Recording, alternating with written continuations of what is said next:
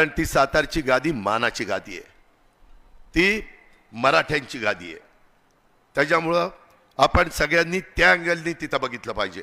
माझी तुम्हाला विनंती आहे की कोरेगावमध्ये महेश आणि बाकीचे सगळे आमदार आमचे काम करतायत.